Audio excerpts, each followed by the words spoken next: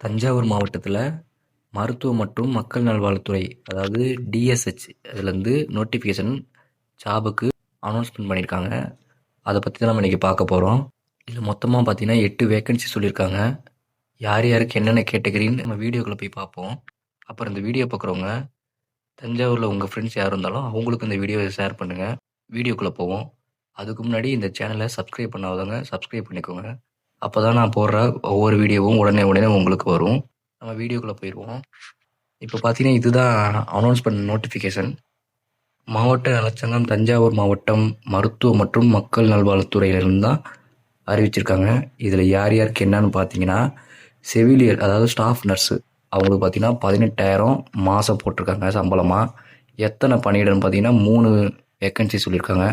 இதுக்கு வந்து கல்வி தகுதியாக என்ன இருக்கணும்னு பார்த்தீங்கன்னா டிஜிஎன்எம்ன்ற கோர்ஸ் முடிச்சிருக்கணும். அப்படி இல்லைன்னா பிஎஸ்சி அது இல்லைன்னா நர்சிங் படிச்சிருக்கணும். அடுத்தது பார்த்தீங்கன்னா லேப் டெக்னீஷியன் கிரேடு 3க்கு இவங்களுக்கு வந்து சம்பளமாக பார்த்தீங்கன்னா 13,000 சொல்லியிருக்காங்க. இது வந்து வேக்கன்சி ஒரே ஒரு வேக்கன்சி தான் எடுக்கிறாங்க. இதுக்கு வந்து பார்த்தீங்கன்னா நீங்கள் 12th முடிச்சிருக்கணும். அது இல்லாமல் நீங்கள் டிஎம்எல்டி அதாவது டிப்ளமோ மெடிக்கல் லேப் டெக்னீஷியன் அதுக்கு வந்து நீங்கள் படிச்சிருக்கணும். அப்படி படிச்சிருந்தீங்கன்னா நீங்கள் இந்த ஜாபுக்கு அப்ளை பண்ணலாம்.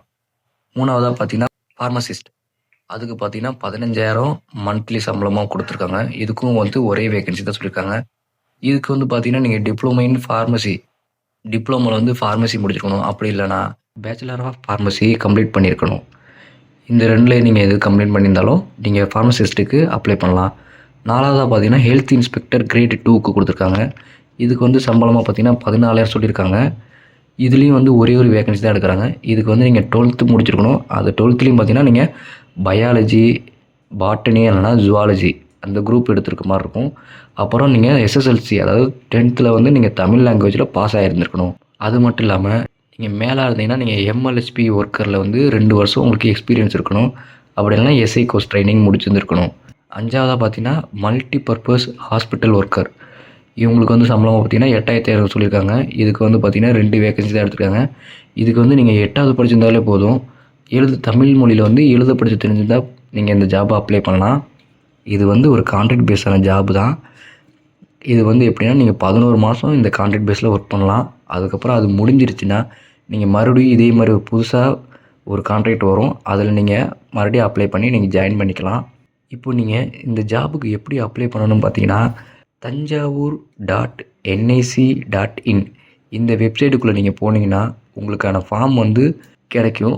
அந்த ஃபார்மை நீங்கள் ஃபில் பண்ணி நீங்கள் வந்து கொரியரில் அதாவது 6ஆம் தேதி 2ஆம் மாதம் 2026 5 மணிக்குள்ளே அந்த அட்ரஸுக்கு அனுப்பணும். இந்த ஃபார்மோட நீங்கள் என்னென்ன அட்டாச் பண்ணி அனுப்பணும்னு பார்த்தீங்கன்னா உங்களோட SSLC mark sheet, +2 mark sheet, degree முடிச்சிருந்தா டிகிரி, டிப்ளமோ முடிச்சிருந்தா டிப்ளமா, ட்ரான்ஸ்ஃபர் சர்டிஃபிகேட் அப்படின்னா டிசி தான், வேறு எதுவும் இல்லை. அதே மாதிரி ப்ரொஃபஷனல் சர்டிஃபிகேட் வேணும். கோர்ஸ் கம்ப்ளீட் பண்ண சர்டிஃபிகேட்டும் நீங்கள் அனுப்புகிற மாதிரி இருக்கும். அப்புறம் உங்களோட evidence of date of birth அதாவது உங்களோட பர்த் சர்டிஃபிகேட்டு, உங்களோட பிறந்த சர்டிஃபிகேட்டு, அப்புறம் எஸ்எஸ்எல்சி சர்டிஃபிகேட்டு இதெல்லாம் நீங்கள் அட்டாச் பண்ணுற மாதிரி இருக்கும். அப்புறம் இருப்பிட சான்றிதழ் அதாவது நீங்கள் இருக்கிற அட்ரஸ்க்கான ப்ரூஃப் வந்து அதாவது ஆதார் கார்டு ப்ளஸ்ஸு ஜாதி சான்று இது ரெண்டும் கொடுக்குற மாதிரி இருக்கும்.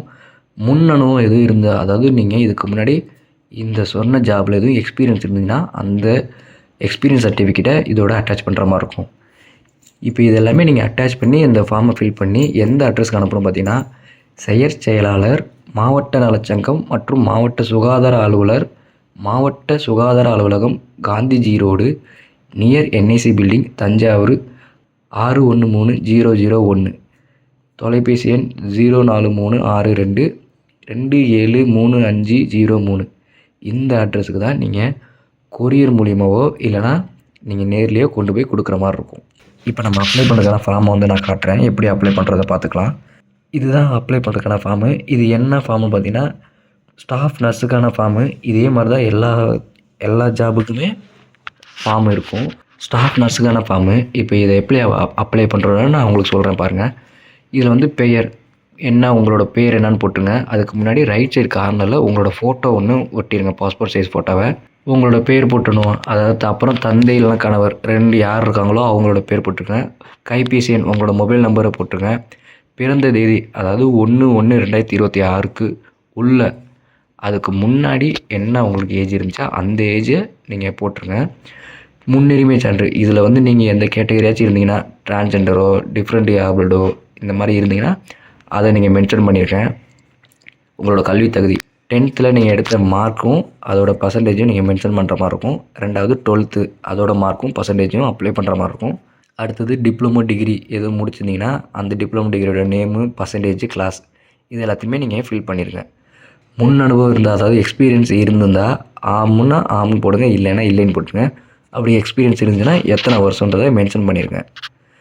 அப்புறம் உங்களோட வட்டாரம், வட்டம், மாவட்டம், என்ன பிளாக்கு, என்ன தாலுக்கா, டிஸ்ட்ரிக் இது எல்லாத்தையுமே மென்ஷன் பண்ணிடுங்க. முகவரி, உங்களோட அட்ரஸ் போடுங்க. முக்கியமாக ஆதார் அட்டையில் என்ன அட்ரஸ் இருக்கோ அந்த அட்ரஸை போடுங்க.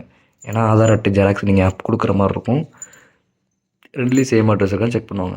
அதுக்கப்புறம் உங்களோட விண்ணப்பதாரின் கையொப்பம், அதுக்கு கீழே வந்து உங்களோட சைனை போட்டுருங்க. இதே மாதிரி தான் எல்லா ஜாபுக்கான எல்லா கேட்டகரிக்கான ஃபார்ம் இருக்கும். லேப் டெக்னீஷியன் கிரேடு 2க்கும் இதே மாதிரி ஃபார்ம் தான். ஃபார்மசிஸ்ட்டுக்கும் இதே ஃபார்ம் தான். ஹெல்த் இன்ஸ்பெக்டர் கிரேடு 2க்கும் இதே ஃபார்ம் தான். மல்டிபர்பஸ் ஹாஸ்பிட்டல் ஒர்க்கர் எல்லாத்துக்கும் இதே ஃபார்ம் தான். ஆனால் நீங்கள் எந்த ஃபார்ம் அப்ளை பண்ணுறீங்களோ அந்த ஃபார்மை மட்டும் கரெக்டாக பார்த்து அதை நீங்கள் ஜெராக்ஸ் எடுத்து அதை அப்ளை பண்ணி அனுப்புங்க. மாற்றி எதுவும் அனுப்பிடாதீங்க. ஓகே கைஸ், நான் உங்களை நெக்ஸ்ட் வீடியோவில் பார்க்குறேன். மறக்காமல் இந்த சேனலை சப்ஸ்கிரைப் பண்ணிக்கோங்க. பக்கத்தில் இருக்க பெல் பட்டனை கிளிக் பண்ணிக்கோங்க. அப்போ தான் நான் போடுற ஒவ்வொரு வீடியோவும் உங்களுக்கு உடனே வரும். அது இல்லாமல் முக்கியமாக உங்களோட ஃப்ரெண்ட்ஸ் இருந்தால் இந்த வீடியோவை ஷேர் பண்ண மறந்துடாதீங்க.